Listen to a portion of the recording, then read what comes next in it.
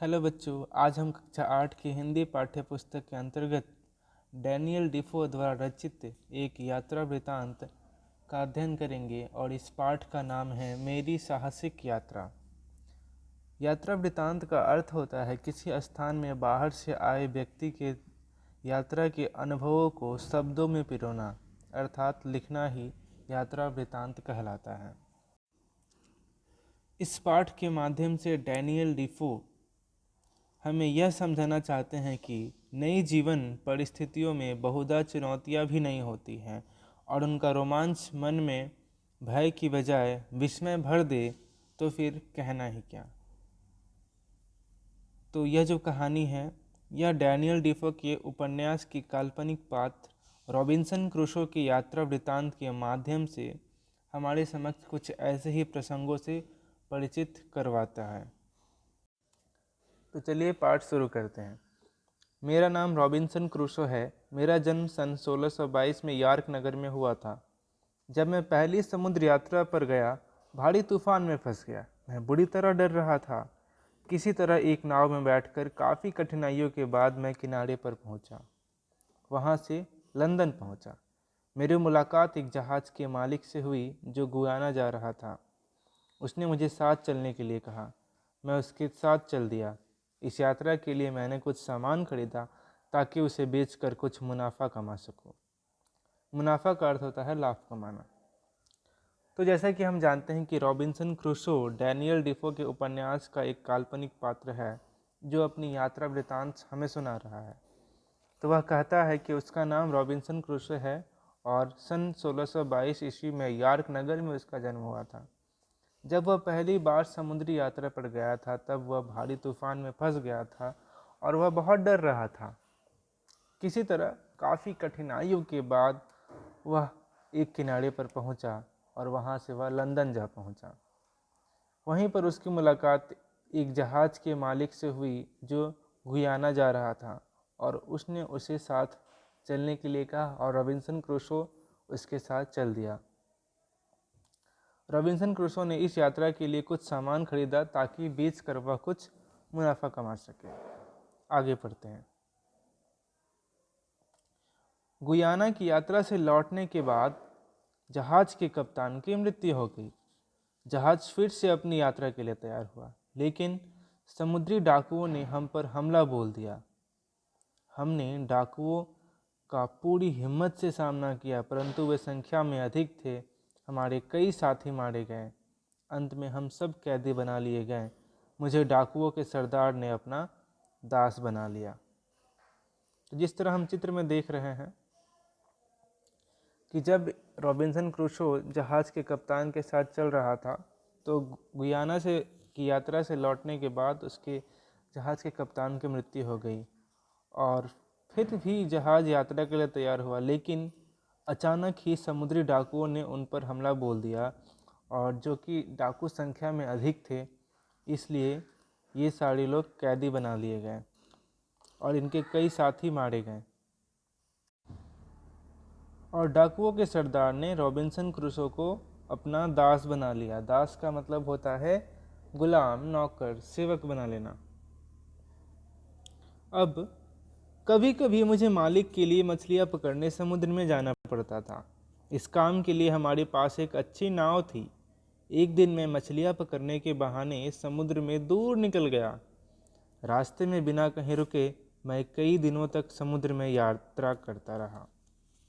तो Robinson Crusoe बताते हैं कि जब डाकुओं के सरदार ने उसे दास बना लिया तो उसे मछलियाँ पकड़ने समुद्र में जाना पड़ता था और इस काम के लिए उनके पास एक अच्छी नाव थी और इसी नाव के सहारे वह एक दिन मछलियाँ पकड़ने के बहाने समुद्र में दूर निकल गया और रास्ते में बिना कहीं रुके वह कई दिनों तक समुद्र में यात्रा करता रहा। कुछ दिनों बाद मुझे एक जहाज़ मिला और यह जहाज़ ब्राज़ील जा रहा था। उसके कप्तान ने मुझे अपने जहाज़ में यात्रा करने की अनुमति दे दी। 22 दिनों के बाद हम ब्राज़ील पहुँचे। तो रॉबिन्सन क्रूसो जिस जहाज़ से मछलियाँ पकड़ने जाता था उस जहाज़ से ही वह मछलियाँ पकड़ने के बहाने समुद्री यात्रा पर निकल चुका था और अचानक ही उसे एक और जहाज़ दिखाई देता है जो ब्राज़ील जा रहा होता है, और वह उस जहाज़ के कप्तान से अनुमति मांगता है, और वह उस जहाज़ के कप्तान, ब्राज़ील के जहाज़ के कप्तान ने उसे अनुमति दे दिया और वे 22 दिनों के बाद ब्राज़ील पहुँचे। तो कितने दिनों के बाद वे ब्राज़ील पहुँचे? 22 दिनों के बाद।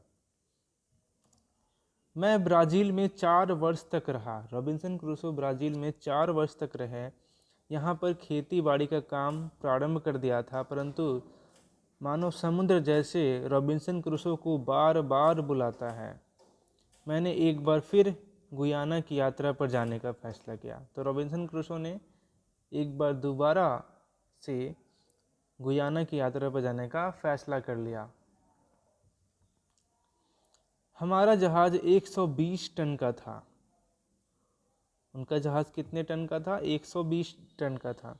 उसमें काफ़ी सामान भरा था। कुछ दिनों की यात्रा के बाद अचानक समुद्र में तूफान आ गया। हम जिंदगी और मौत के बीच झूलते रहे। तभी जहाज़ में पानी भरने लगा। कुछ लोगों की मृत्यु हो गई। तेज हवा जहाज़ को पश्चिम की ओर धकेल रही थी। जहाज़ उन द्वीपों की ओर बढ़ रहा था जहाँ जंगली लोग रहते थे। इसी बीच जहाज़ समुद्री रेत में फंस गया। तो जहाज़ जो 120 टन का था उसमें काफ़ी सामान भरा था।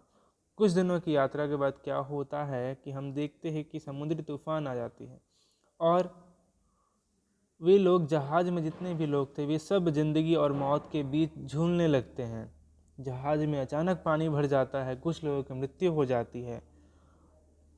तूफान इतना तेज था कि वह जहाज़ को पश्चिम की ओर धकेल रही थी। जहाज उन द्वीपों की ओर बढ़ रहा था जहां पर जंगली लोग रहते थे, और इसी बीच क्या होता है, वह जहाज समुद्री रेत में फंस गया। पास वाला टापू हमारे लिए अनजान था। हमें अपने जान बचाने की फिक्र हो रही थी। हम लोग एक नाव पर सवार हो गए। तूफान का वेग, वेग का अर्थ होता है गति, प्रवाह, कुछ कम हो गया था, पर किनारे पहुंचना अब भी असंभव प्रतीत होता था। समुद्री लहरें हमारी नाव का जैसे टुकड़े टुकड़े कर देना चाहती थी। इसी बीच एक भयंकर लहर ने हमारी नाव उलट दी। हम सभी एक दूसरे से अलग हो गए। इस बड़ी लहर के नीचे मैं दब सा गया। कोई बड़ी ताकत मुझे किनारे की ओर ले आई। सुनसान तट पर एक पेड़ था। उस पर बैठकर मैंने रात काटने का निश्चय किया। तो इसी बीच क्या होता है, जब वह जहाज रेत के समुद्री रेत में फंस जाता है, तो वह वहाँ से देखते हैं कि उनके पास वाला टीला उनके लिए बहुत ही अनजान था। वो वहाँ कभी नहीं आए थे। उन्हें अपने जान बचाने की भी फिक्र हो रही थी, क्योंकि वहाँ पर जंगली लोग रहते थे जो इंसानों की जान ले सकते थे। वे लोग एक नाव पर सवार हो गए। तूफान का वेग कुछ कम सा हो गया था, किंतु अभी भी किनारे पर पहुंचना असंभव हो रहा था। और इसी बीच क्या होता है, समुद्री लहर बहुत तेज आती है और एक भयंकर लहर उनकी नाव को पलट देती है। सब अलग हो जाते हैं, और इस भारी लहर के बीच रॉबिन्सन क्रूसो दब से जाते हैं। कोई बड़ी ताकत उन्हें किनारे की ओर ले आती है, और सुनसान तट पर एक पेड़ था, और उस पेड़ के नीचे बैठकर, और उस पेड़ पर बैठकर रॉबिन्सन क्रूसो ने सोचा कि वह रात काटेंगे। आगे पढ़ते हैं। जब मैं जागा तो मौसम साफ हो चुका था। समुद्र शांत था। मुझे दूर समुद्र में अपना जहाज खड़ा दिखाई दिया। इस द्वीप पर जिंदा रहने के लिए मैंने जहाज से कुछ सामान लाने का निश्चय किया।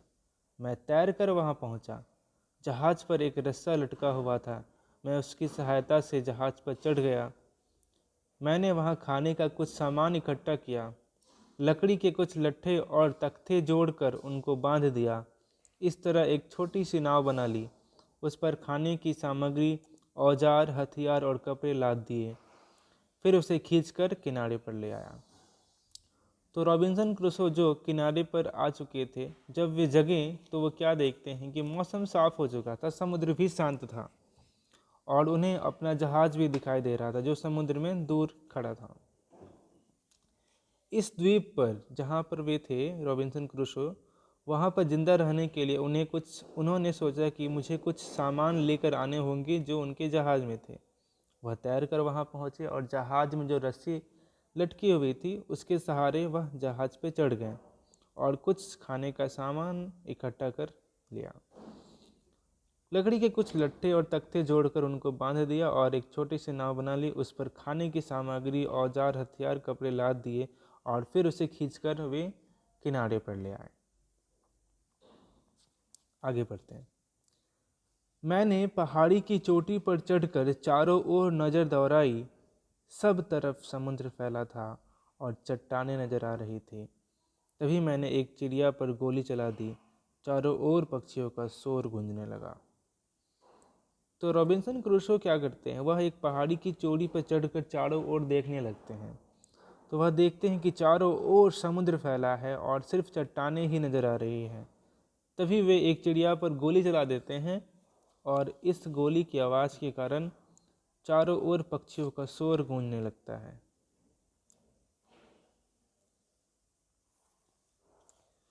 मुझे द्वीप पर आए 13 दिन बीत चुके थे। हमारा जहाज अब दिखाई नहीं दे रहा था, शायद कहीं बह गया था। मेरी सबसे बड़ी चिंता नरभक्षियों का अर्थ होता है मनुष्य को खाने वाले आदमखोर। हमारी सबसे बड़ी चिंता नरभक्षियों और खतरनाक जानवरों से अपनी रक्षा करने की थी। मैंने रहने के लिए तंबू और गुफा दोनों का प्रबंध कर लिया था। अपने निवास के आगे लकड़ी के खूंटों और तारों की एक मजबूत दीवार सी बना ली थी। मैंने दरवाज़ा नहीं बनाया था, एक सीढ़ी रखी थी। दीवार लांघने के बाद मैं सीढ़ी उठा लेता था। तो रॉबिन्सन क्रूसो कहते हैं कि द्वीप पर आए उन्हें 13 दिन बीत चुके थे। उन्हें उनका जहाज़ दिखाई नहीं दे रहा था, शायद कहीं बह गया हो।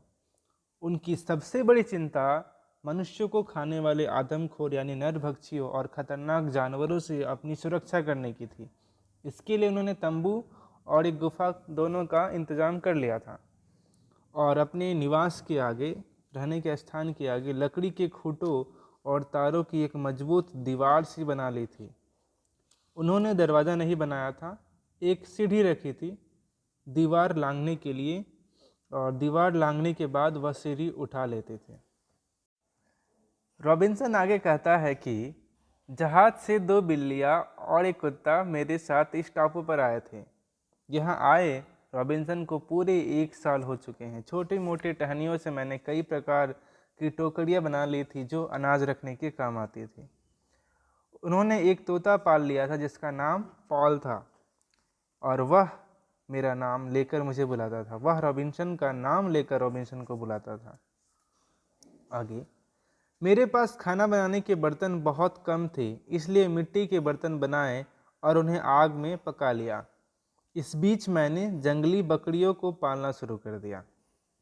तो रॉबिन्सन के पास खाना बनाने के बर्तन नहीं थे, तो उन्होंने मिट्टी के बर्तन बनाए और उसे आग में पका लिया और जंगली बकरियों को भी पालना शुरू कर दिया। आगे पढ़ते हैं। एक दिन द्वीप पर मुझे किसी व्यक्ति के पाँव के निशान दिखाई दिए। आखिर यह कौन हो सकता है? कहीं ये दैत्य के पाँव के निशान ना हो? यह सोचकर मैं परेशान हो गया। तो दैत्य का अर्थ होता है राक्षस, असुर, दानव। तो रॉबिन्सन कहते हैं कि एक दिन अचानक वह क्या देखते हैं, किसी व्यक्ति के पाँव के निशान उन्हें दिखाई पड़ते हैं। उनके मन में यह सवाल आता है, आखिर यह कौन हो सकता है? कहीं यह किसी राक्षस के पाँव के निशान तो नहीं? और यह सोचकर वह परेशान हो जाते हैं।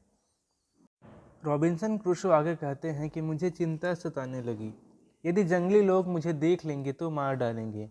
एक दिन जब वह समुद्र के किनारे घूम रहे थे तो एक स्थान पर अचानक उन्होंने मनुष्यों की कुछ हड्डियां बिखरी देखी। इसका अर्थ यह हुआ कि नरभक्षियों ने यहाँ आग जलाई थी और अपने साथ लाए बंदियों को मार डाला था। यह देख उनकी चिंता और भी बढ़ गई।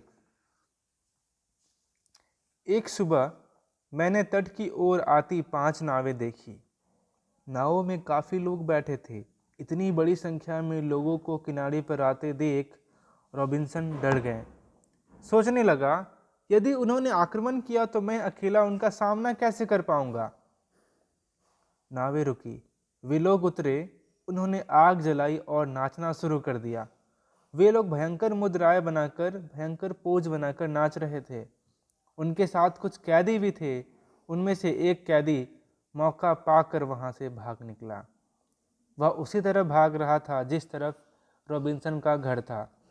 उसके पीछे दो जंगली भागे। रॉबिन्सन ने उस व्यक्ति की जान बचाने का फैसला किया।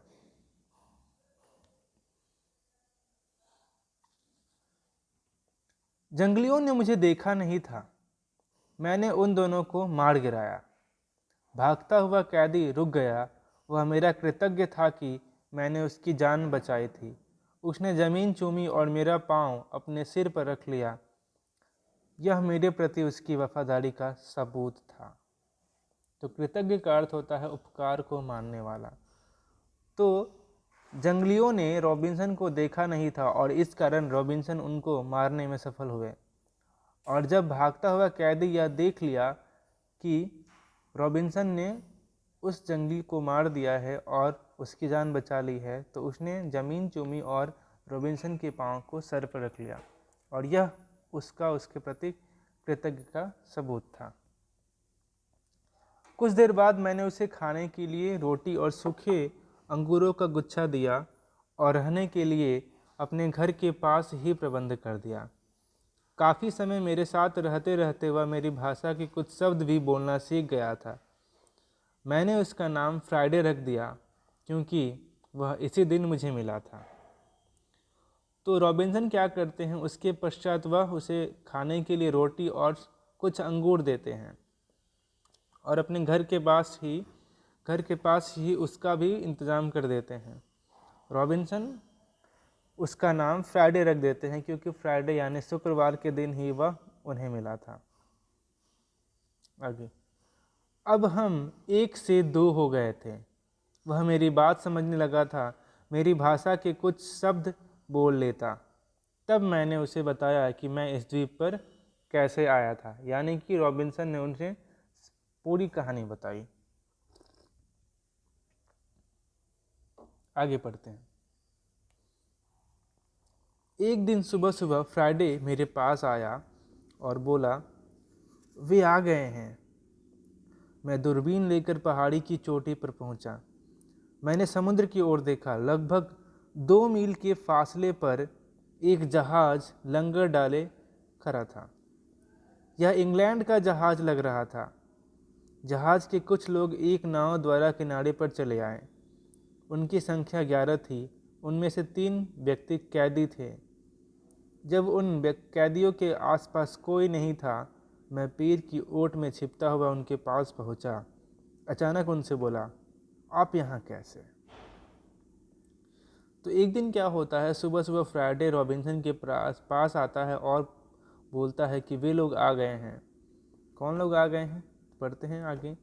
तो रॉबिन्सन क्या करते हैं, वह दूरबीन लेकर एक पहाड़ी की चोटी पर जा पहुंचते हैं और वहां से देखते हैं कि लगभग समुद्र में 2 मील के फासले पर एक जहाज़ खड़ा था और यह इंग्लैंड का जहाज़ लग रहा था और जहाज़ के कुछ लोग एक नाव द्वारा किनारे पर चले आए थे और वे लोग कुल 11 थे। उनमें से 3 व्यक्ति कैदी बनाए गए थे और जब उन कैदियों के आसपास कोई भी नहीं था, तब रॉबिन्सन पेड़ों की ओट में पेड़ों के सहारे छिपते हुए उनके पास पहुंच जाते हैं और उनसे पूछते हैं कि आप यहाँ कैसे? उनमें से एक व्यक्ति ने जवाब दिया, मैं जहाज़ का कप्तान हूँ। मेरे नाविकों ने विद्रोह कर दिया है।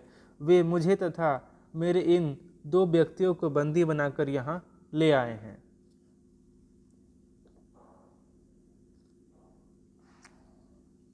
आगे पढ़ते हैं। मैंने उनको इस मुसीबत से बचाने का भरोसा दिया। रॉबिन्सन ने उस जहाज़ के कप्तान को इस मुसीबत से बचाने का भरोसा दिया, अपने बारे में बताया। फिर कप्तान से पूछा कि क्या इस विपदा से छुटकारा पाने के बाद वह मुझे और फ्राइडे को इंग्लैंड वापस ले जाएगा। कप्तान ने वादा कर लिया। तो जिस तरह रॉबिन्सन ने उन्हें जहाज़ के कप्तान को बचाने का भरोसा दिया, इसी प्रकार रॉबिन्सन ने जहाज़ के कप्तान से भी यह वादा लिया कि वह उन्हें छुटकारा दिलाने के बाद इस विपदा से विपदा का अर्थ होता है संकट से, दुख से, विपत्ति से। वह उन्हें अर्थात फ्राइडे व रॉबिन्सन को इंग्लैंड लेके जाएंगे और इंग्लैंड के कप्तान ने यह वादा मंजूर भी कर लिया। आगे पढ़ते हैं। हमने उन्हें लड़ने के लिए हथियार दिए। जब एक विद्रोही ने, विद्रोही का अर्थ होता है विद्रोह करने वाला, जब एक विद्रोही ने उनके हाथों में बंदूक देखी तो वह अपने दूसरे साथियों को बुलाने के लिए चिल्लाया। उसी बीच कप्तान और उसके साथियों ने विद्रोहियों पर गोलियां दाग दी। उनमें से एक की मृत्यु हो गई, बाकी जख्मी हो गए। कोई चारा न देख विद्रोहियों ने हमारे आगे आत्मसमर्पण कर दिया। विद्रोहियों ने अपने साथियों को वापस आते ना देखा तो एक नाव में कुछ लोग तट की ओर चले। वे 10 थे। 7 आदमी किनारे पर आ गए, बाकी 3 नाव में बैठे रहे। तो हम आगे क्या देखते हैं कि रॉबिन्सन ने क्या किया, उन्हें लड़ने के लिए हथियार दिया। और जब एक विद्रोही ने यह सब देखा तो वह अपने दूसरे साथियों को बुलाने के लिए चिल्लाया, किंतु इसी बीच जहाज़ के कप्तान और उनके 2 साथियों ने उन पर गोलियां दाग दी, जिससे उसकी मृत्यु हो गई और बाकी कुछ लोग जख्मी हो गए, बाकी कुछ विद्रोही जख्मी हो गए। कोई चारा न देख सारे विद्रोहियों ने उनके आगे आत्मसमर्पण कर दिया और विद्रोहियों ने अपने साथियों को वापस आता ना देखा तो एक नाव में कुछ लोग तट की ओर चले। वे 10 थे। 7 आदमी किनारे पर आ गए, बाकी 3 नाव में बैठे रहे। 7 व्यक्ति आगे बढ़ रहे थे, लेकिन वे हमें देख नहीं पा रहे थे, हम छिपे हुए थे। फ्राइडे और कप्तान के एक साथी को दूसरी तरफ से भेजा। तो क्या हुआ, 7 व्यक्ति जो थे वो आगे बढ़ रहे थे, लेकिन वे हमें यानी कि रॉबिन्सन, फ्राइडे और जहाज़ के कप्तान को नहीं देख पा रहे थे। फ्राइडे और कप्तान के एक साथी को दूसरी तरफ भेजा रॉबिन्सन ने, ताकि विद्रोही धोखा खा जाए, और हुआ वही भी। हमने दुश्मन को अलग करके उन पर हमला बोल दिया। अपनी पराजय देख, अपनी हार देख विद्रोहियों में से कुछ लोग हमारे साथ, उनके साथ ही शामिल हो गए और इस बीच फ्राइडे व उसका साथी विद्रोहियों की दूसरी टोली को परेशान कर रहे थे। वे एक पहाड़ी पर पहुंचकर आवाज़ लगाकर छिप जाते, आवाज़ यानी ध्वनि, आवाज़ लगाकर छिप जाते और फिर दूसरी पहाड़ी पर पहुंचकर आवाज़ लगाते। इसके बाद वे दौड़कर वन में चले जाते। तो इस प्रकार वे दूसरी टोली को और विद्रोहियों को परेशान कर रहे थे, गुमराह कर रहे थे। विद्रोही उनका पीछा करते करते बुरी तरह थक गए। हम अंधेरे में बाकी विद्रोहियों की प्रतीक्षा करने लगे। हमले से वे एकदम घबरा गए। सारे विद्रोही इनके हमले से घबरा गए और कोई चारा न देख उन्होंने अपने हथियार डाल दिए, अर्थात हार मान लिए। तब रॉबिन्सन ने कप्तान से पूछा, क्या अपने जहाज़ पर जाना चाहो? तो रॉबिन्सन ने जहाज़ के कप्तान से पूछा, क्या अपने जहाज़ पर जाना चाहोगे? तो इंग्लैंड के जहाज़ के कप्तान ने कहा, हाँ। वह 2 नावों में अपने साथियों के साथ जहाज़ की ओर चल पड़ा। आधी रात के समय वे जहाज़ पर पहुंच गए और उन्हें देख सभी विद्रोही घबरा गए। उन्हें अपनी पराजय स्वीकार करनी पड़ी। कप्तान ने 7 बार गोली चलाकर संकेत दिया। इसका अर्थ था कि वह जीत गया। सुबह जब मैं जगा तो कप्तान लौट आया था। मैंने द्वीप से विदा ली और कप्तान के साथ जहाज़ पर आ गया। फ्राइडे भी मेरे साथ था। इस तरह 28 वर्ष उस द्वीप पर बिताकर मैं अपने देश की ओर चल दिया। तो इस प्रकार हम अंत में क्या देखते हैं कि फ्राइडे व रॉबिन्सन क्रूसो 28 साल उस द्वीप पर बिताकर अपने देश चल देते हैं। तो यह था यात्रा वृतांत डैनियल डिफो के द्वारा लिखित, और जिसके काल्पनिक पात्र थे रॉबिन्सन क्रूसो। अब आप सभी बच्चे इस पाठ से जुड़े हुए शब्दार्थों का अच्छी तरह पाठन करेंगे, अध्ययन करेंगे, इसे अपनी अभ्यास पुस्तिका में लिखेंगे। साथ ही साथ इस पाठ से जुड़े जितने भी प्रश्न उत्तर है, इसे भी अपनी अभ्यास पुस्तिका में लिखने का प्रयास करेंगे।